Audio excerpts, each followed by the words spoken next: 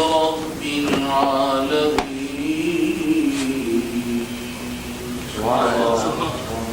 قال الله تبارك وتعالى في شان حبيبه مخبرا وآمرا: إن الله وملائكته يصلون على النبي يا أيها الذين آمنوا صلوا عليه وسلموا تسليما.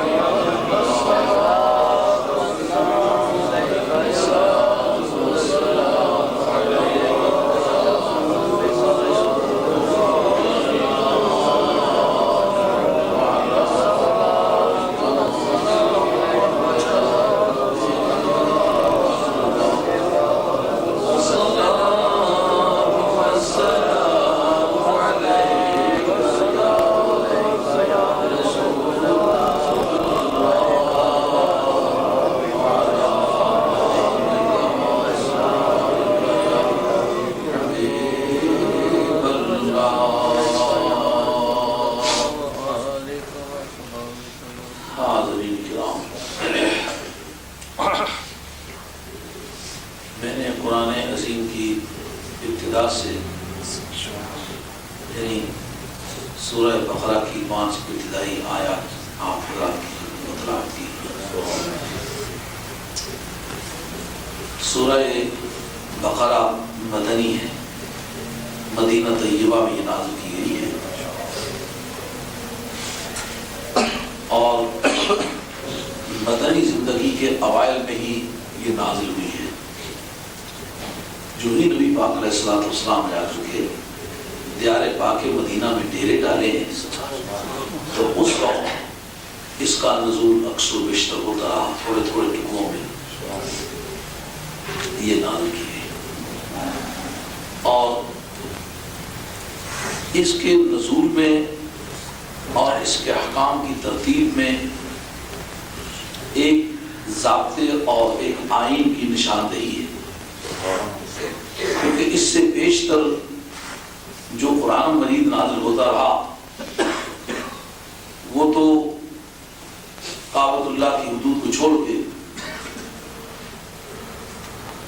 کفر سے بھر گئی ہوئی دنیا تھی. کعبے کے تقدس اور عظمت کی وجہ سے یہ لفظ کہنے سے گھبراہٹ محسوس ہوتی ہے، مگر نہ کعبۃ اللہ کے اندر انہوں نے بت رکھے ہوئے تھے. تو اس کے معنی یہ ہوئے کہ کفار کے گھر میں دین کا پیغام تھا،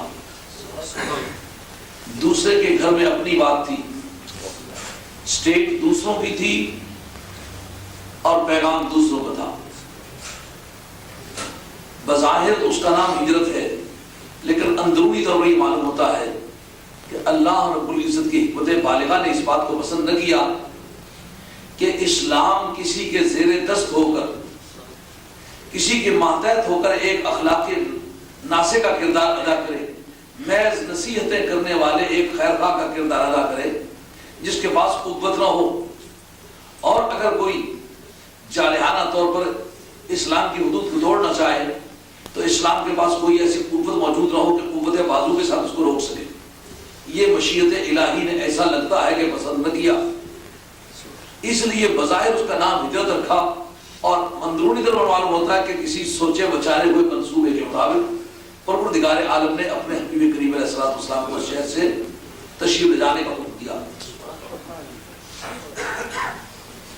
اب دیار پاک مدینہ میں صورتحال یہ بنی کہ وہ مسلمان جو خال مختلف بستیوں میں اکا دکا آدمی تھا، یا کعبہ شریف اور کعبہ شریف کے مضافات میں، مکہ شریف اور مکہ شریف کے گرد و نواح میں جہاں جہاں کوئی مسلمان آباد تھا، اس کی نوعیت یہ تھی کہ بہت سارے کفار کی بستیوں میں اکا دکا مسلمان تھا.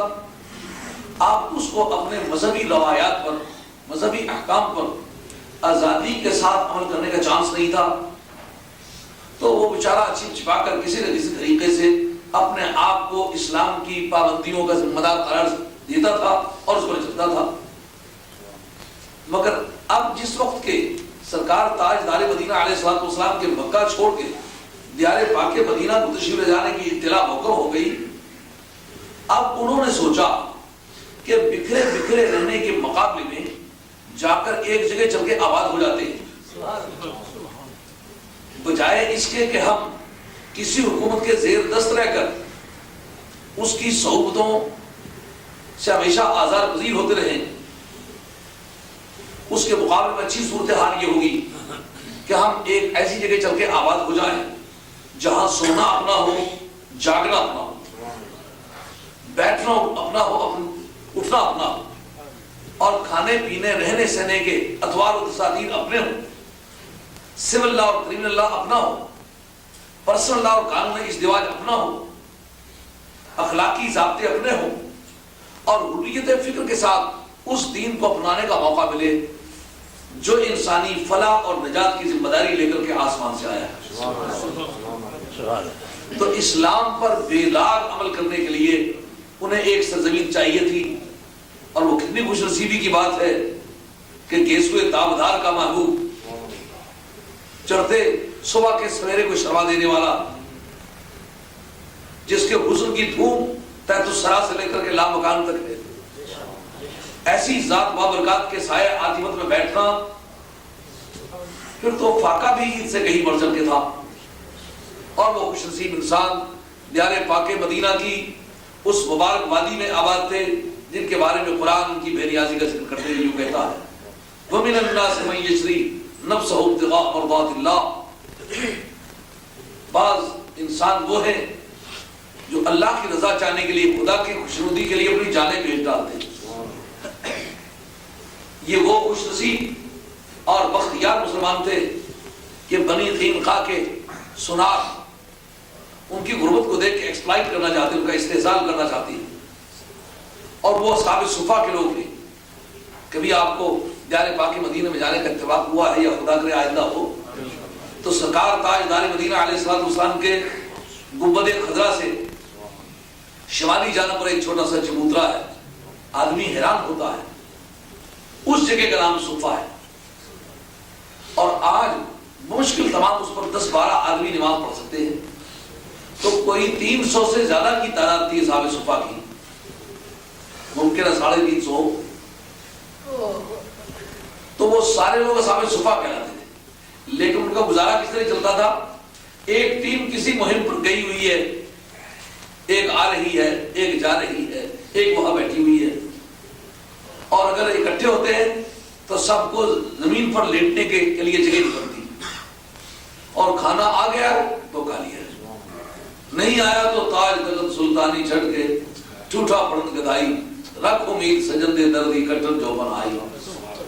ان فاقوں کے سیلاب سے وہ قوم گزر رہی تھی کہ یہودی سنا رہے تھے. انہیں خیال ہوا کہ ان کو سستے داموں خریدا جا سکتا ہے. تو صحابہ کی جماعت کو بیٹھا ہوا دیکھ کر انہوں نے طے کیا کہ آج ان کو پیسے کچھ آفر کرتے ہیں، اور ان کو کہتے ہیں دین محمدی اللہ صاحب الصلوۃ والسلام کے بعد آ جاؤ اور تمہیں اتنا اتنا معاوضہ دیا جائے گا، اس طرح تمہاری شادیاں کرا دی جائیں گی. مگر دھوری سے آتے ہوئے انہیں دیکھ کر صحابہ کرام رضوان اللہ تعالیٰ عنہم اجمعین ان کے تیور پڑھ لیے، اور وہ سمجھ لیں کہ آج ان کے بد نصیبوں اور بدخواشوں کی نگاہوں میں ایمان کی خریداری کی غمازیاں ہو رہی ہیں.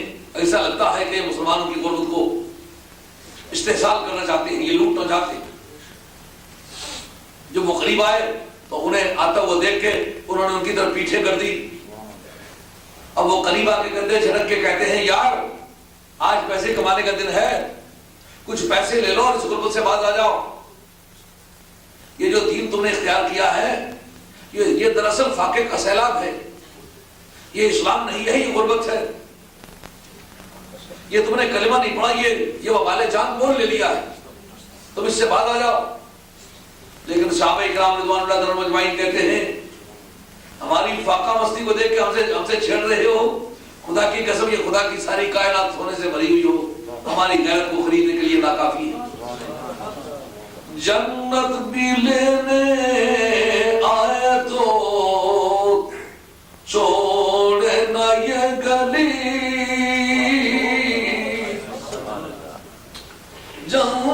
جنت بھی لینے آئے تو چھوڑنا یہ گلی، منہ پھیر لیں گے ہم تیری دیوار کی طرف، منہ پھیر لیں گے ہم تیری دیوار کی طرف۔ ہماری غیرت کو خریدنے کے لیے تمہارا سرمایہ ناکافی ہے اور ہمارے حالات کی مشکلات ناکافی ہیں۔ ہم ان مشکلات سے بآسانی گزر رہے ہیں اور ہمیں نہیں پتہ چل رہا کہ ہم مشکلات سے گزرے جا رہے ہیں۔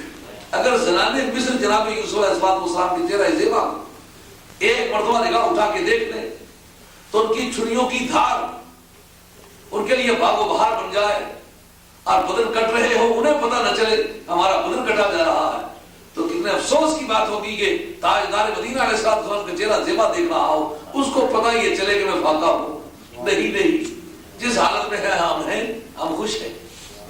تو وہ چاروں طرف کے غریب اور وہ دکھیا انسان سارے سمٹ سمٹا کے دیار پاک مدینہ میں اکٹھے ہو گئے۔ اب جو اکٹھے ہوئے تو ایک چھوٹی سی انڈیپینڈنٹ سٹیٹ بن گئی، اور اس سورہ بقرہ میں میٹریمونیل لا، قانون ازدواج، اس کے ضابطے بڑے خوبصورتی سے ڈائٹ کر لیے گئے۔ یعنی پہلی جو ناانصافی قانون ازدواج میں عورتوں کے ساتھ ہو رہی تھی اس پر پابندیاں عائد کر دی گئی اور ان کے جنسی رجحانات کو کم کر دیا گیا کہ جنسی رجحانات دراصل ہزارہ آوارگی پر آمادہ کرتی ہیں۔ جس وقت کوئی قوم اپنے جنسی اور شہوی رجحانات پر قبضہ کر لے تو پھر انسان کی آرزو کائنات کا انقلاب، انسان کی آرزو کا رخ جنسیت نہ ہو، شہوت اس کے توجہ کا رخ نہ ہو، اس کی آرزوؤں میں کوئی اور بسے، تو پھر جتنی بلندی پر آرزو چلی جاتی ہے انسان اتنی ہی بلندی پر انسان چلا جاتا ہے۔ یہ ایک بڑے دکھ اور افسوس کی بات ہے، اور انسانی تاریخ میں یہ ایک بڑا المیہ گزرا ہے کہ انسان جیسی قیمتی چیز جس کی آرزوؤں نے کائنات میں غیر فانی قسم کے انقلابات دکھائے ہیں، کبھی اس کی توجہ کا رخ ادنا چیزوں کی طرف ہو جاتا رہا، تو کبھی کھانے میں الجھ گیا، کبھی پینے میں الجھ گیا، کبھی جنسیت میں الجھ گیا، کبھی مرتبے کی آرزو میں الجھ گیا، اور اس نے اس کی آرزو کی قوت کو ایسا معطل کر کے چھوڑ دیا کہ وہ کچھ نہ کر سکا۔ علندر لاہوری ایک مقام پر انسانیت کے اس سرمایہ پر تبصرہ فرماتے ہیں، کہتے ہیں آرزو اول تو پیدا ہو نہیں سکتی کہیں، آرزو اول تو پیدا ہو نہیں سکتی کہیں، ہو اگر پیدا تو مر جاتی ہے یا رہتی ہے خام۔ جو آیت مبصرین نے یہ بتایا ہے کہ فرحات نے کبھی کوہکن کے علاقے میں جوئے شیریں جاری کی تھی، وہ دراصل تیشے کا کردار نہیں تھا، وہ فرحات کی آرزو کا کردار تھا۔ اگر آرزو زندہ ہو، آپ دیکھتے ہیں مکہ شریف سے جب چلے تھے نبی پاک علیہ السلام کے غلام، تو ان کے پاس کیا تھا؟ بستر بھی اٹھا کے لا نہیں سکے تھے، اور مدینہ طیبہ میں کوئی فیکٹریز نہیں تھی، کارخانہ جات نہیں تھے، کچھ مسائل نہیں تھے، اور قبائلی زندگی تھی۔ ایک قبیلے کا سردار یہاں پریزیڈنٹ بنا ہوا ہے، ساتھ کے قبیلے کا دوسرا سردار وہاں پریزیڈنٹ بنا ہوا ہے، تو قبیلائی زندگی میں تو دستے زور بالا، مائٹ از رائٹ، جس کی لاٹھی اس کی بھینس۔ تو اب بتائیے لاٹھی جو مکے میں چھوڑ آیا تھا وہ بھینس کہاں سے تلاش کرتا؟ مگر ایک دل میں آرزو تھی، اے محبوب کبریا، جن گلیوں میں لوگوں کو آپ کے خلاف مزاحمت کرتے ہوئے دیکھا ہے، آپ سے جھگڑے کرتے ہوئے دیکھا ہے، دل چاہتا ہے کہ ایک دن کھینچ کے ان لوگوں کو تیرے قدموں میں لے آئے۔ جس مکے میں آپ کی تبلیغی آواز پر بندشیں عائد کر دی گئی ہیں، دل چاہتا ہے کہ ایک وقت آئے کہ کفر کے سارے ناطقے بند کر دیے جائے اور ایک محبوب کبریا ہی کا دوتی بول رہا ہو۔ اب وہ ساری ان کی کاوشیں جو تھیں، ان کا مرکز آرزو سرکار کی ذات تھا، حتیٰ کہ ایک وقت وہ بھی آیا کہ حضرت ابو سلمہ رضی اللہ تعالیٰ عنہ اپنی اہلیہ ام سلمہ کو لے کر، اپنے صاحبزادے کو لے کر، جن کا نام ہی سلمہ تھا، ان کو لے کر کے آئے، لیکن جو سسرال تھے ان کو پتہ چل گیا کہ ہماری بیٹی کو لے کر کے وہ تو مدینہ شریف ہجرت کر کے جا رہا ہے۔ وہ پہنچ گئے. ان کا خود جاتے ہو تو جاؤ, ہماری بیٹی کو کیوں لے جا رہے ہو؟ اب موقع ایسا تھا کہ جس کی بیگم اس سے جدا ہو رہی تھی اور اس کا مکان نہیں ہے, کچھ نہیں ہے. اگر اس کا اساتذہ ہے تو ایک اونٹنی ہے, ایک بیگم ہے, ایک بچہ ہے. اس کے لیے بہت کم ممکن نظر آ رہا تھا کہ ایسے حالات میں یہ فیصلہ کر لے کہ بیگم کو بے شک لے جاؤ لیکن میں تو نہیں جاتا. انہوں نے کہا یارو اگر نہیں چھوڑتے ہو نا تو یہ تمہاری بیٹی ہے, تمہاری بہن ہے, تم اسے لے جا سکتے ہو, مگر میں سرکار سے جدا رہنے میں دقت محسوس کرتا ہوں, مجھے چھوڑ جاؤ, میں سرکار کی بارگاہ میں جاؤں. انہوں نے کہا اگر ایسا کرتے ہو تو یہ بیٹا بھی نہیں جانے دیں گے. تو ایک باپ جو جوان عمر کا ہو اور پردیس میں ہو, بچہ چھوٹا سا ابھی باپ کی آنکھوں میں آنکھیں ڈال کے گو کرتا ہو, آپ اپنے دل سے پوچھئے, اولاد والے ہو, ایسی حالت میں بیٹے کی جدائی سہنا آسان کام ہے؟ یہ کسی چٹھی میں لکھنا ممکن ہے, لیکن موقع پر آدمی کو اس سے گزرنا بڑا دشوار ہے. ایک باپ ہونے والا آدمی سمجھتا ہے یہ مشکل کام. انہوں نے کہا بیٹا بھی لے جا سکتے ہو. اور اب مدینہ طیبہ جا رہا ہے جہاں کوئی اس کے زندگی کے وسائل نہیں ہیں, وہاں جا کے مشکلات میں شریک ہونا. اونٹنی تھی کہ جو وہاں ایک روزگار کا ذریعہ تھی, ایک ٹرانسپورٹ ہے, ایک ٹیکسی ہے, اس کے ذریعے سے بار برداری کا کام کر کے کچھ پیسے کمائے جا سکتے تھے. انہوں نے کہا اگر پھر نہیں واپس آتی ہو تو پھر تمہاری اونٹنی بھی لے جائے. انہوں نے کہا اونٹنی بھی لے جاؤ, لیکن مجھے مہربانی کر کے پریشان نہ کرو, مجھے جانے دو. اب جناب جس وقت بیگم, بچہ, اونٹنی ان سے لے لیا گیا, انہیں چھوڑا گیا, تو بڑی تیزی کے ساتھ بھاگے کہ ذرا ان سے جلدی جلدی نگاہوں سے دور ہو جاؤ کہ مجھے پکڑ کے واپس نہ لے جائیں. ان قیمتوں پر وہ قوم گزری ہے. آرزو دیکھیں کتنی بلند تھی, جتنی آرزو بلند تھی اتنے بلند کارنامے انہیں انجام دے کے دکھلائے. اب بیگم واپس چلی گئی, بچہ واپس چلا گیا, اونٹنی واپس چلی گئی. واپس جو گئے تو حضرت ابو سلمہ جو تھے, ان کے چچیرے خلیرے بھائی جو تھے, انہیں پتہ چلا کہ یہ ہمارے بھائی سے اونٹنی بھی چھین کے لے آئے ہیں. انہیں غیرت گئی. انہوں نے کہا لانی تھی تو اپنی بہن لانی تھی, اونٹنی کو تمہارے باپ کی تھی, یہ کیوں لائے؟ انہوں نے آ کے جھگڑا کیا, اونٹنی بھی وہ لے گئے. انہوں نے کہا یہ تمہاری بہن جو ہے, تمہاری بیٹی, یہ تم لے سکتے ہو, یہ بچہ ہمارے خاندان کا, آپ لے جائیں. اس پر جھگڑا ہوا, بچہ بھی وہ لے گئے.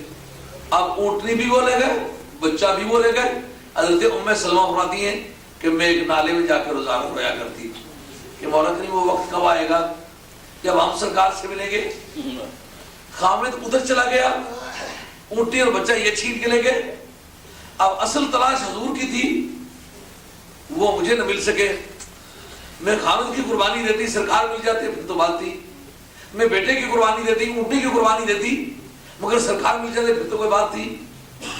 مجھے تو کچھ بھی نہ ملا. تو پھر میرے بھائیوں نے مجھے روتا ہوا دیکھا, میرے باپ نے مجھے, میرے خاندان نے روتا ہوا دیکھا. انہوں نے کہا کہ یہ اپنے خامد کے بارے میں بے قرار ہے, اس کو خامد کے ساتھ ملانا چاہیے. جا کے ان کی منت کی کہ بیٹا بھی تم دے دو, اونٹنی بھی دے دو, اس کو اپنے خامد کے پاس پہنچانا چاہتے. مگر حضرت ام سلمہ فرماتی ہیں کہ جس وقت میں مدینہ طیبہ پہنچی تو میرے میاں کو دیکھ کے ہمیں دیکھ کے کوئی خوشی محسوس نہ ہوئی. ایسا لگتا تھا کہ اس کی آرزو میں سوائے محبوب کبریا کے اور کوئی بستا ہی نہیں. تو اس طرح ایک سٹیٹ فارم ہونے لگی, اور سٹیٹ سبجیکٹ وہ تھے جن کا مرکز نظر حضور کی ذات کے بغیر اور کچھ تھا ہی نہیں. حضرت ام سلمہ کہتی ہیں بھئی ہم بھی تو آدمی ہیں, تمہاری جدائی میں ہم نے بڑا دکھ اٹھایا ہے. انہوں نے کہا اللہ تعالیٰ تمہیں اس کی جزا عطا فرمائے گا. میں جس نشے میں ہونا مجھے نہ چھیڑو. سر بیچ آسان سودا کیتا, بازار مدینے والے تھی, صدقے نی میری جند جان سیو, دربار مدینے والے تھی. ہم لوگ اس منزل پر پہنچے ہوئے ہیں, واپسی کا ہمارا کوئی پروگرام نہیں ہے, اس لیے ہمارے جذبات سب اچھے ہو.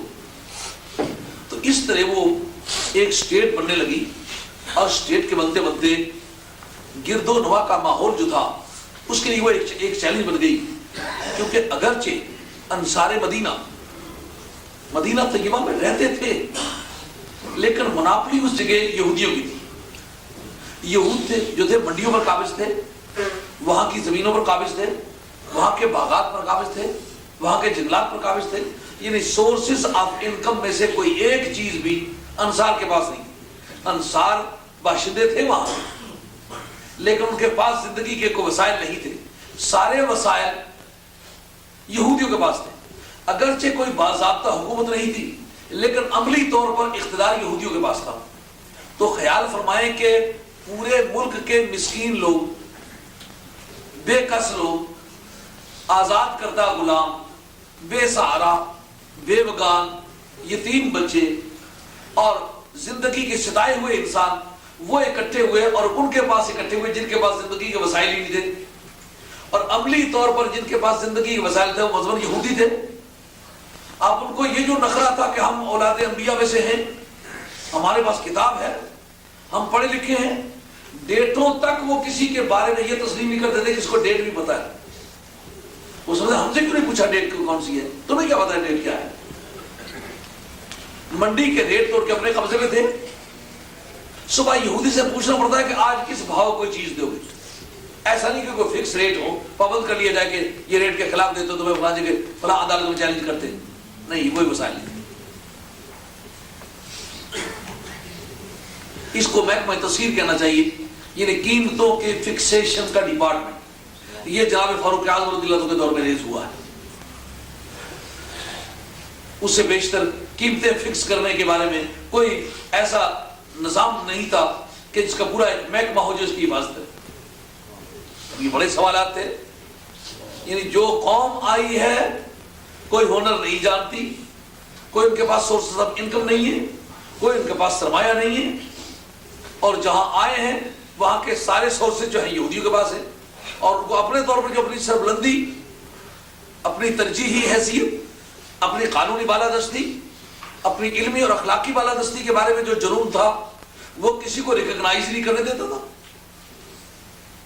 اب نبی پاک علیہ الصلوۃ والسلام کے وہاں تشریف جانے سے قبل عبداللہ ابن ابی جو رئیس المنافقین ہے، اس کے بارے میں وہاں ایک حجازی کانفرنس ہوئی تھی جس میں یہ طے ہو گیا تھا کہ آئندہ سال ایک مستقل کانفرنس ہوگی جس میں باضابطہ طور پر ایک حکومت بنائی جائے گی اور اس کی تاج پوشی کی رسم ادا کی جائے گی، اور آئندہ اس علاقے اور اس ملک کا فرمانروا عبداللہ ابن ابی ہوگا۔ سونے کا تاج اس فیصلے کی بنیاد پر سونار کے پاس بننے گیا ہوا ہے۔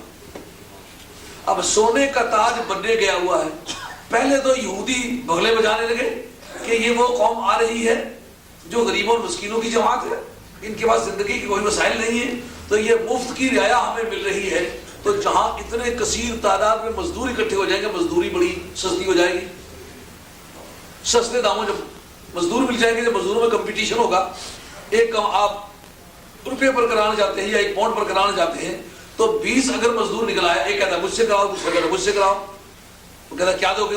1 روپیہ دوں گا یا 1 پاؤنڈ دوں گا، دوسرا کہتا ہے مجھ سے 8 آنے پر یہ کام کرا لو، دوسرا کہتا ہے مجھ سے 54 پر کرا لو۔ تو جب مزدوروں میں کمپٹیشن ہو تو ظاہر ہے کہ ویجز بہت کم ہو جایا کرتی۔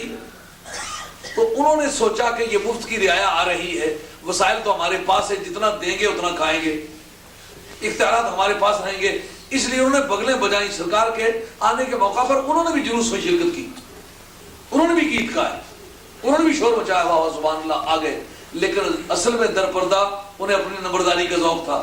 خیال یہ تھا کہ ان کے آ جانے کی وجہ سے ہماری نمبرداری مضبوط ہو جائے گی اور ہماری مفت کی رعایا آ رہی۔ اب جس وقت کے سرکار تاجدار مدینہ علیہ الصلوۃ والسلام کے غلاموں کی تعداد خواہ واقعی میں تھے لیکن مناسب بن گئی، اب جو پروگرام تھا یہودیوں کا وہ کٹائی میں پڑ گیا۔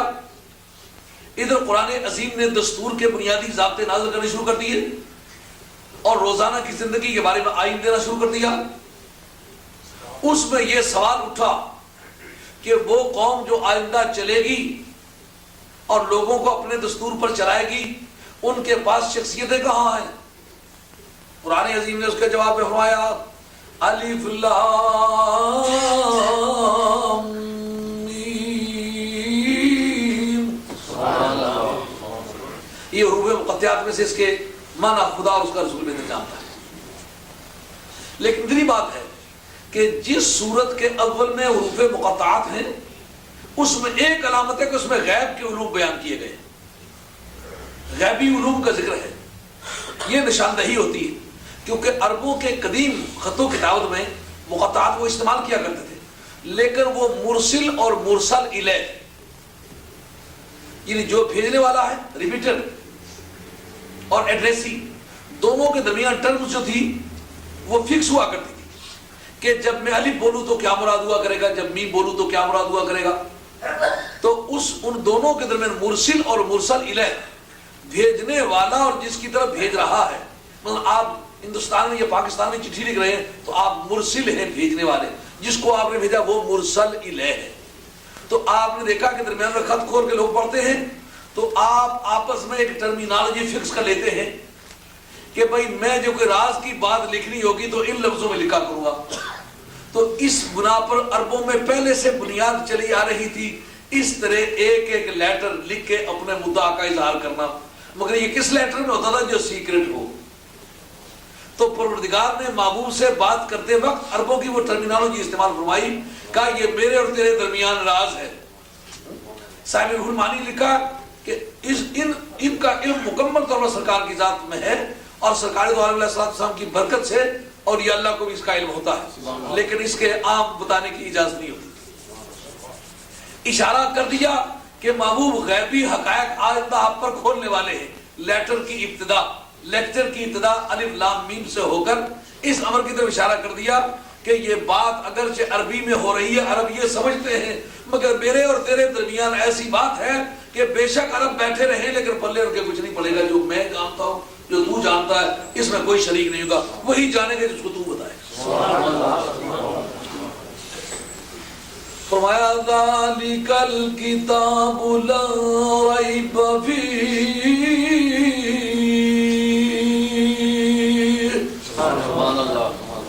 یہ کتاب ہے جس میں کوئی شک و شبہ نہیں. ہدی للمتقین،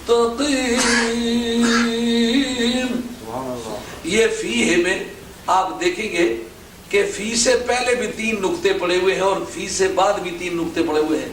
یعنی اس کو اگر لا ریب فی ادھر ملا کے پڑھیں تو اس میں کوئی شک و شبہ نہیں ہے. اگر فی کو ادھر ملا کے پڑھیں فی ہے ہدی للمتقین، اس میں متقیوں کے لیے ہدایت ہے. یہ دونوں طرف اس کے ملنے کے چانسز ہیں. اگر پہلے کے ساتھ اس کو ملا لیں تو بعد کے لیے انڈرسٹوڈ مانا جاتا ہے، اگر بعد کے ساتھ اس کو ملا لیے جائے تو پہلے کے لیے فی ہے انڈرسٹوڈ سمجھا جاتا ہے. ادھر 2 فی ہے وہاں سمجھے جا سکتے ہیں کہ اس میں کوئی شک و شبہ نہیں، اس میں متقیوں کے لیے ہدایت ہے، اس میں متقیوں کے لیے ہدایت. ایک ترکیب یہ ہے. اور دوسری ترکیب ہے ناوی، چونکہ قرآن عظیم عربی زبان میں نازل ہوا ہے تو جس وقت کوئی آئیڈیا کسی زبان میں ایکسپریس ہوتا ہے تو زبان کی گرامر ضرور انوالو ہوتی ہے. جو زبان کے لنگوسٹک پرنسپلز ہوتے ہیں، لسانیاتی علوم، وہ ضرور بیچ میں دخل دیتے ہیں. اب قانون کے مطابق اس پر جب غور کیا گیا کہ یہ سوال اٹھتا ہے کہ اس جگہ پروردگار عالم نے اٹھتے ہی کتاب کی تعریف اور کتاب کے کنٹینٹس پر گفتگو کی ہے، یہ کیوں؟ کا دراصل ایک اصول ہے کسی بھی قانون کا. آپ اگر قانون پڑھے ہوئے ہیں تو بہتر ہے، نہیں پڑھے ہوئے تو میں عرض کیے دیتا ہوں. یہ جتنی قانون کی کتابیں لگتی ہیں نا ان کی پیشانی پر اصولی طور پر یہ لکھا ہوا ہونا چاہیے کس مہینے کی کس تاریخ کو یہ قانون پاس ہوا ہے. خواہ وہ کرمنل لا ہو، سول لا ہو، یا وہ ٹارٹس ہو، یعنی کسی طرح کا وہ کانٹیکٹ ایکٹ ہو، کسی طرح کا کوئی قانون ہو تو اس کے بارے میں اس کی پاسنگ کی تاریخ لکھی جانی چاہیے، فلاں تاریخ یہ پاس ہوا. اور اس کا پرسکرائبڈ ایریا کیا ہوگا، کہاں تک یہ اپلیکیبل ہوگا، یہ 2 چیزیں اس کی پیشانی پر لکھی ہوئی ہونی چاہیے. تو یہ دنیا میں دستور آج پایا جاتا ہے.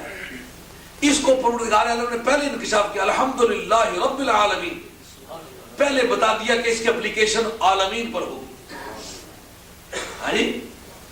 اور بتایا کہ اس کے جو کنٹینٹس ہیں وہ کس امر کی اشارت ہے. فرمایا کہ اگر کوئی کتنا بھی کوالیفائڈ ہو ہدی للمتقین، جو بہت بھی پڑھا ہوا ہے نا، جو بہت بھی دانشور ہے، بہت بھی روشن ضمیر ہے، اس کو بھی یہ ہدایت مہیا کرتی ہے. یہ ایسا نہیں جیسا کہ ایک آدمی ایم اے پڑھ جائے تو میٹرک کا کورس اس کے لیے بیکار ہو جاتا ہے. نہیں، اگر پی ایچ ڈی بھی کر جائے گا نا تو ستاروں سے آگے جہاں اور بھی ہیں، ابھی عشق کے امتحان اور بھی ہیں، اس کی بہت آگے منزلیں پڑتی ہیں. یہ اپنی نادانی کی وجہ سے سمجھتا بہت پڑھ گیا ہوں. اس کے اندر تو جو غوطہ لگائے گا اسے کہنا ہوگا کہ معلوم شد کہ ہیج معلوم نہ شد. اب مجھے پتا چلا کہ کچھ نہیں پتا چلا، اب سمجھ میں آیا کہ کچھ سمجھ میں نہیں آیا.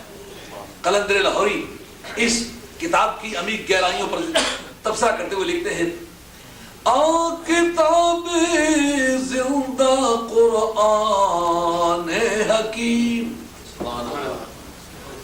کتاب زندہ قرآن حکیم، حکمت اولا یزا لست قدیم. کہتے یہ زندہ کتاب ہے، کبھی یہ ڈیڈ نہیں ہوگی، ہمیشہ زندگی رکھنے والی کتاب ہے جس کا نام قرآن حکیم ہے. اور حکمت لا یزال، اس کی حکمت ابدی ہے، کبھی بھی چیلنج نہیں ہوگی. جو وقت گزرے گا لوگ زیادہ سے زیادہ ریسرچ کریں گے اور دوڑ کے بھاگ کے اس کی آخری منزل تلاش کرنا چاہیں گے. قرآن پھر انہیں کہے گا ہدی للمتقین، منزل پر پہنچے ہوئے لوگوں کے لیے بھی اگلی منزلوں کی رہنمائی کرتی ہے. پائے طلب کے واسطے کوئی جہاں بنا، وادی میرو ماہ تو لغزش نیم گام. قرآن عظیم کے ڈیرے پہ سوار ہو جاؤ تو قدم پھسلے تو میرو ماہ کی شمس و قمر کی وادیوں سے پرے ہو جاتا ہے. قرآن عظیم کے بعد بڑی دولت. اور تفسیر کے نقطہ نگاہ سے اس کا سیاق و سباق جوڑو تو گزشتہ سورہ فاتحہ میں بندے نے اللہ کی تعلیمات کے مطابق ایک سوال کیا: اہدنا الصراط المستقیم، مولا کریم مجھے سیدھا راستہ دکھا. صراط الذین انعمت علیہم، ان لوگوں کا راستہ جن پر تو نے انعام کیا. پوچھے قرآن عظیم سے کن لوگوں پر انعام کیا؟ قرآن عظیم کہتا ہے مَن یُطِعِ اللَّهَ وَالرَّسُولَ فَأُولَئِکَ مَعَ الَّذِینَ أَنْعَمَ اللَّهُ عَلَيْهِمْ مِنَ النَّبِيِّينَ وَالصِّدِّيقِينَ وَالشُّهَدَاءِ وَالصَّالِحِينَ وَحَسُنَ أُولَئِكَ رَفِيقًا. قرآن عظیم کہتا ہے جو اللہ کی اطاعت کرتا ہے اور اس کے رسول کی اطاعت کرتا ہے ان کا شمار ان لوگوں میں ہوگا جن پر اللہ نے انعام کیا. پوچھا جن پر اللہ نے انعام کیا ان کی لسٹ کون سی ہے؟ وَمِنَ النَّبِيِّينَ وَالصِّدِّيقِينَ، اللہ نے نبیوں پر انعام کیا، صدیقوں پر انعام کیا. النَّبِيِّينَ وَالصِّدِّيقِينَ وَالشُّهَدَاء، اللہ کے راستے میں کٹ مرنے والوں پر، وَالصَّالِحِينَ، اور اولیاء اللہ پر. اب پہلی کیٹیگری کہ انبیاء علیہ السلام انعام یافتہ لوگوں میں ضرور ہیں لیکن قرآن عظیم کی کارکردگی ان میں شامل ہے کہ نہیں. یہ جو قرآن مجید ہے عالمین کی رہنمائی کے لیے آیا ہے لیکن نبی پاک علیہ السلام کی امت اس میں مخصوص ہے. تو اب ہم کس طرح دیکھیں کہ وہ کون لوگ ہیں جن پر اللہ نے انعام کیا؟ اللہ کریم فرماتا ہے ٹھہر جاؤ. ذالک الکتاب لا ریب فیہ، یہ وہ کتاب ہے جس میں کوئی شک و شبہ نہیں. اور علامہ نسبی رحمۃ اللہ تفسیر مدارک کے اندر لکھا ہے کہ ہدن ایک حال کی ترکیب ہے جس کو ایکیوزیٹو کلاس کہتے ہیں انگریزی میں. اب مشکل تو یہ بنتی ہے نا کہ انگریزی کی بھی گرامر جب نہیں پڑھا ہوا ہوتا آدمی تو کون سی زبان میں آپ مثال دیں.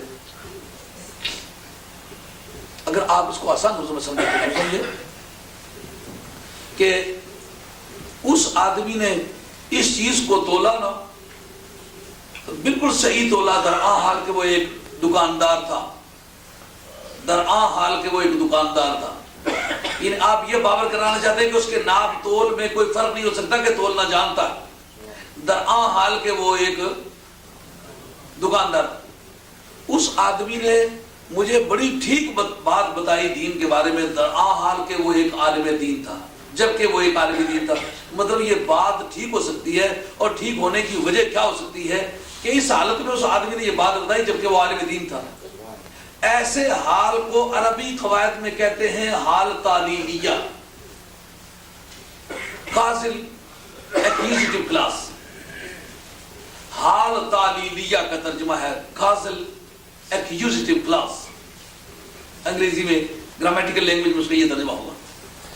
یعنی ہے حال اور بتا رہا ہے وجہ. ہدی للمتقین ہے حال اور بتا رہا ہے وجہ. حال کس کا ہے؟ کتاب کا. یہ کتاب، اس میں کوئی شک و شبہ نہیں، درآں حال کے یہ متقیوں کو ہدایت دینے والی ہے، درآں حال کے متقیوں کو ہدایت دینے والی ہے. اب حال کس کا ہے؟ کتاب کا. حال کیا ہے کہ متقیوں کو ہدایت دینے والی ہے. حال کون سا بتایا؟ تعلیلیہ. حال تعلیلیہ کسے کہتے ہیں؟ جو وجہ بتائے صاحب حال کی. مثلا اس نے یہ تولا، یہ بالکل ٹھیک ہے، درآں، اس نے تولا درآں حال کے وہ ایک دکاندار تھا. تو آپ اس دکاندار کے حال کو حال کے طور پر اس لیے ذکر کر رہے ہیں کہ آپ اس کے تولنے کی ایکوریسی پر اشارہ کرنا چاہتے ہیں کہ اس آدمی کو تولنے کا تجربہ ہے، اس لیے اس کے ناپ تول غلط نہیں ہو سکتے. اس آدمی نے مجھے دین کا ٹھیک مسئلہ بتایا، درآں حال کہ وہ ایک عالم دین تھا. تو آپ دین کے مسئلے کے ٹھیک ہونے کی وجہ کیا بتا رہے ہیں؟ اس کا عالم دین ہونا. اب رب کریم بتاتے ہیں کہ یہ کتاب شک و شبہ اس میں نہیں ہے، اور شک و شبہ نہ ہونے کی وجہ کیا ہے؟ یہ متقیوں کو ہدایت دینے والا. بات کوئی سمجھ نہیں آئی کہ اس حال سے تو کوئی بات سمجھ میں آئی ہے. دکاندار کا تولنے سے کوئی تعلق ہے؟ آپ نے کہا انہوں نے ٹھیک تولا، درآں کا وہ دکاندار تھا، تو یہ بات تو سمجھ آئے گی اس کے ایکسپیرینس کو، اس کی ایکوریسی میں دخل ہے، اس کے تجربے کو ٹھیک تولنے میں دخل ہے. کسی عالم دین نے دین کا مسئلہ بتایا اور ٹھیک بتایا، اس کے ٹھیک بتانے میں اس کے علم دین کے عالم ہونے کو دخل ہے. مگر یہ کہ یہ کتاب جو ہے اس میں شک و شبہ نہیں ہے، شک و شبہ نہ ہونے کی علت یہ بتایا کہ یہ متقیوں کو ہدایت دینے والی، یہ بات سمجھ میں آگے تو بات بھول جائے گی. کہا اس کتاب میں شک و شبہ نہیں. دھیان کر کے سننا بھائی، یہ نہیں سمجھنا کہ میں 8 سال سے یہاں رہتا ہوں. ہر روز ریا دور نہیں بلکہ تجلی. محنت کرنے والے لوگوں کو پکڑنا آسان نہیں ہے. کیا کہہ رہا ہوں؟ یہ کتاب ہے جس میں شک و شبہ نہیں. شک و شبہ نہ ہونے کی دلیل کیا ہے؟ درآں حال کہ یہ متقیوں کو ہدایت دینے والا. تو متقی کی تفسیر اہل علم کے نزدیک ہے اولیاء اللہ. اب تعلیل اس کی کیا ہے؟ قرآن کے لاریب ہونے کی علت کیا ہے؟ کون سی علامت ہے جس سے یہ سمجھو کہ اس میں شک و شبہ نہیں؟ کہا یہ متقیوں کو ہدایت دینے والی ہے. کیا مطلب نکلا؟ یعنی ولی جتنے بنائے ہیں وہ اس قرآن نے بتائے ہیں، تو ولی کا وجود قرآن کے لاریب ہونے کی دلیل ہے. یعنی جس طرح ایک ٹیچر کہتا ہے بھائی میں بڑا لائق ٹیچر ہوں اس لیے کہ میں نے جو آدمی پڑھائے ہیں وہ پنجاب یونیورسٹی میں، وہ لندن یونیورسٹی میں، آکسفورڈ یونیورسٹی میں فرسٹ آئے، تو طالب علم کا فرسٹ آنا یہ شہادت بن گیا اس بات کی کہ یہ آدمی بہت قابل ہے. کیونکہ اگر یہ لائق نہ ہوتا اپنے پیسے لے لیں میرے مجھے. بات سمجھ آ رہی ہے؟ یہ کہا کہ میں اتنا بڑا ٹیچر ہوں کہ میرے اسٹوڈنٹس جو یونیورسٹی میں انہوں نے فرسٹ ٹائم کیا، پچھلے 10 سال کا ریکارڈ ہے، تو پچھلے 10 سال کا ریکارڈ میں بہت قابل ٹیچر ہوں. درآں حال کے میرے طالب علم گزشتہ 10 سال سے فرسٹ اسٹینڈ کر رہے. ترکیب سمجھ آ رہی ہے؟ آسان کام نہیں ہے یہ. میں بہترین ٹیچر ہوں درآں حال کے، گزشتہ 10 سال سے میرے طالب علم یونیورسٹی میں فرسٹ اسٹینڈ کر رہے. ہاں اب اس نے دعویٰ کیا کیا ہے کہ بہترین ٹیچر ہوں، اور حال تعلیلیہ بیان کر کے اس دعوے کی دلیل بیان کر دی. اس کا ثبوت میرے طالب علموں کا یونیورسٹی میں فرسٹ آنا ہے. قرآن عظیم نے یہ بات کہی کہ میں ایک سچی کتاب ہوں. کیوں؟ میری سچائی کی شہادت ولی کا وجود ہے. اگر میں سچی کتاب نہ ہوتا، میرے اندر سچائی نہ ہوتی، تو وہ روشن ضمیر جو زمین پر بیٹھے ہوئے عرش برین کی باتیں کرتے ہیں، وہ میری تعلیمات سے پیدا نہ ہوتے. میری تعلیمات سے ولیوں کا پیدا ہونا میری سچائی کی شہادت. اب جہاں یہ بات سمجھ میں آئی کہ یہ حال تعلیلیہ ہے اور ولی کے وجود نے واضح کر دیا، بات اچھی سے سمجھ میں آ گئی ہے کہ میں وہ ٹیچر ہوں، میں بڑا قابل ٹیچر ہوں، درا حال کے میرے طالب علم جو یونیورسٹی میں فرسٹ آئے ہیں انہوں نے فرسٹ رینک کیا ہے، تو وہ درا حال کے میرے طالب علم نے فرسٹ رینک کیا. یہ اس دعوے کی دلیل ہے. قرآن کہتا ہے مجھ میں شک و شبہ نہیں، یہ اس کا دعویٰ ہے. حال تعلیلیہ ہے، بتاتا ہے اگر مجھ میں شک و شبہ ہوتا تو اتنے قابل سٹوڈنٹ میں تیار کرتا. وہ بندے زمین پر رہ کے عرش برین کی خبریں دیتے.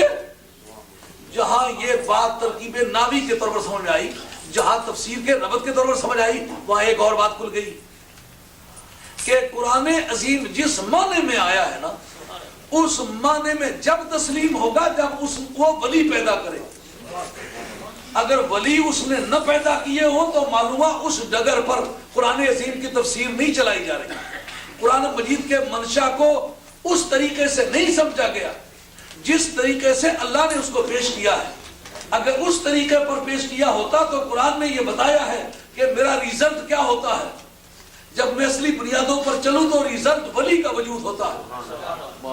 تو اس نتیجے پر ہم آسانی پہنچ جاتے ہیں کہ جو قوم اپنی سچائی کا دعویٰ کرتی ہے وہ یہ نہ بتائے میرے کتب خانے کتنے ہیں، وہ یہ نہ بتائے میری مسجد کے مینار کتنے ہیں، وہ یہ نہ بتائے کہ ہمارے پاس لائبریری کتنی بڑی ہے، وہ بتائے کہ ہمارے پاس ولی کتنے ہیں. جو قوم اپنے آپ کو سچا بتانا چاہتی ہے وہ یہ نہ بتائے کہ ہم نے بہت بڑا مدرسہ قائم کر لیا ہے، ہمارا رسالہ چلتا ہے. رسالہ مرزائیوں کا بھی چلتا ہے، انہوں نے بھی بڑے بڑے مولوی پیدا کر لیے. رسالے یہودیوں کے بھی چلتے ہیں اور عیسائیوں کے بھی چلتے ہیں، بڑی بڑی یونیورسٹیز ان کی بنی ہوئی ہیں. لیکن جو یہ چاہے گا کہ میں اپنی سچائی کی حقیقت کو واضح کروں، وہ اپنی صفوں میں سید عبد القادر جیلانی، محبوب سبحانی، قطب ربانی، سیاح اعلی مکانی تک بتائے گا. جو اپنے آپ کو سچائی پر ثابت کرنا چاہتا ہے وہ خواجہ خواجگان سید السادات خواجہ معین الدین چشتی اجمیری، ہند الولی عطائے رسول، شہنشاہ ہند، وہ اپنی صفوں میں بتائے. جو یہ کہنا چاہتا ہے کہ ہم حق پر ہیں وہ اپنی صفوں میں داتا گنج بخش، علی حجویری، سید حجویر مخدوم امم، قلندر لاہوری کا کہنا ہے داد دی ہے. حضرت داتا گنج بخش کی بارگاہ میں کھڑے ہو کر سید حجویر مخدوم امم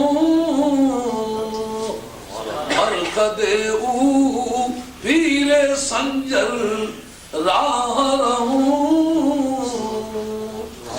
کہتے سرزمین لاہور میں، لاہور کی خاک پاک میں ایک مرد خدا سو رہا ہے. سید حجویر مخدوم امم، ایک حجویری دوسرا اجمیری. داتا گنج بخش حجویری اور خواجہ معین الدین چشتی اجمیری رحمۃ اللہ اجمیری.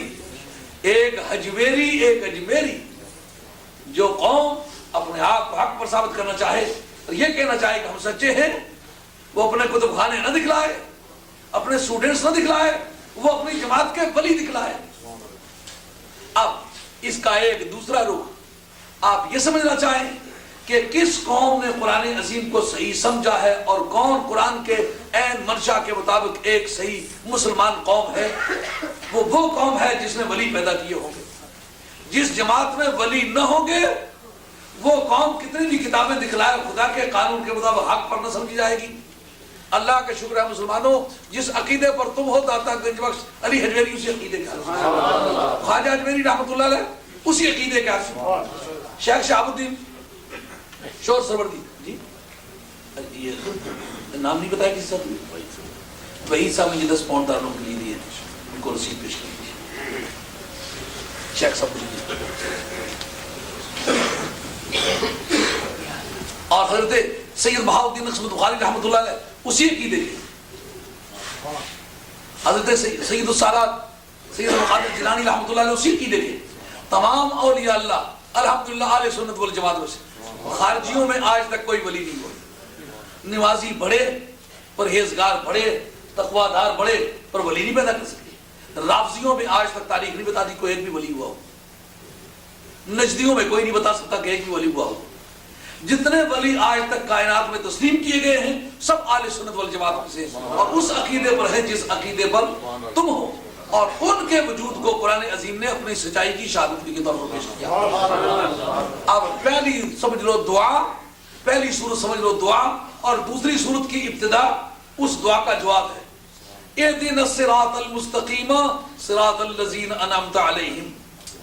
مولا کریم سیدھا راستہ ہمیں دکھلا جن پر تو نے انعام کیا. کہا ذالک الکتاب لا ریب فیہ ھدی للمتقین. اس منزل کی نشاندہی یہ کتاب کرے گی کیونکہ یہ متقیوں کو منزل پر پہنچانے والی، ولیوں کو ولی بنانے والی یہی کتاب ہے. آج چونکہ وقت اختتام پذیر ہوا اپنے بیان کو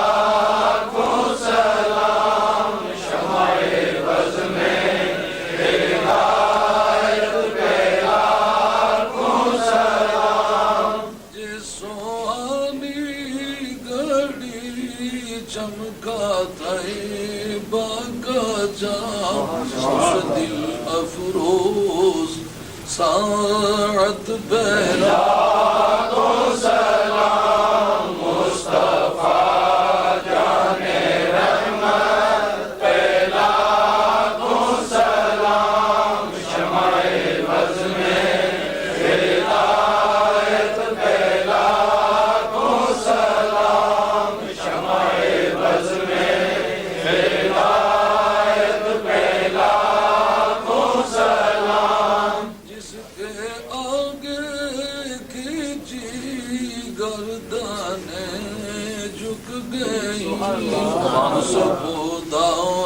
داد شوقت پہلا کو سلام مصطفیٰ جانے رحمت پہلا کو سلام شمع بز میں ہدایت پہلا کو سلام شمع بز میں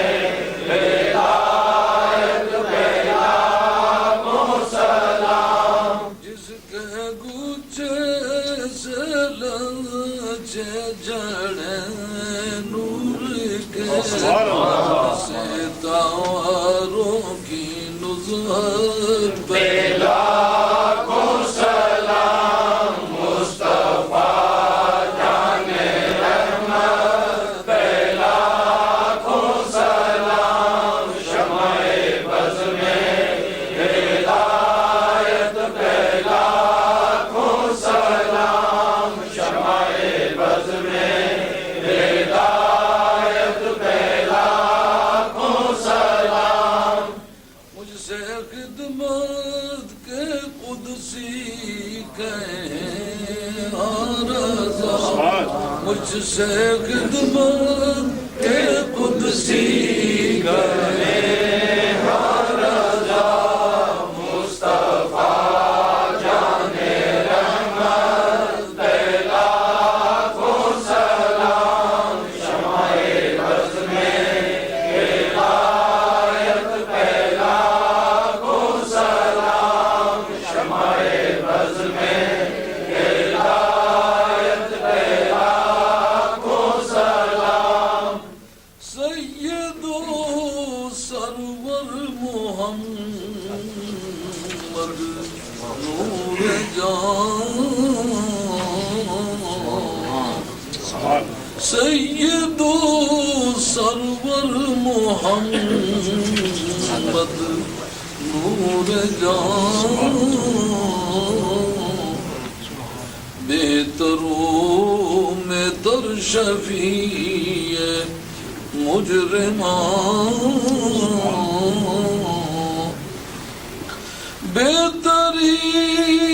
بہترینوں میں ترین انبیاء کیا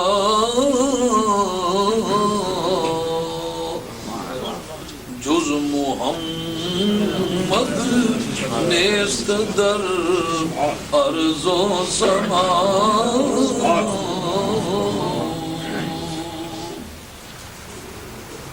شد وجودش رحمتا للعالمین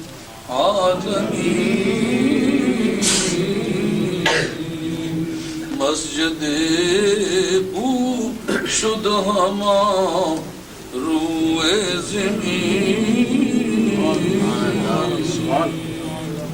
الصلاة والسلام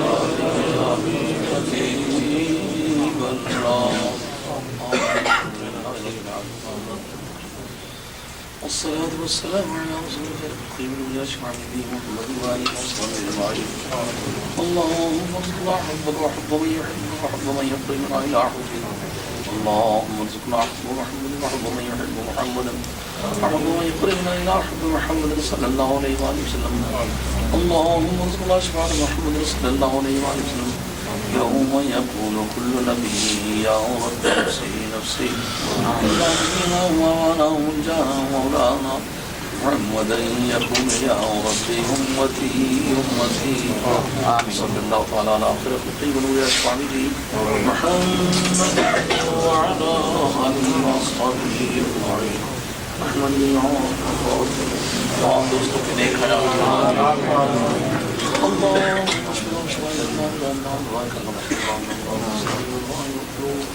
اور کریم دوستوں نے دینی بنیاد مشکلات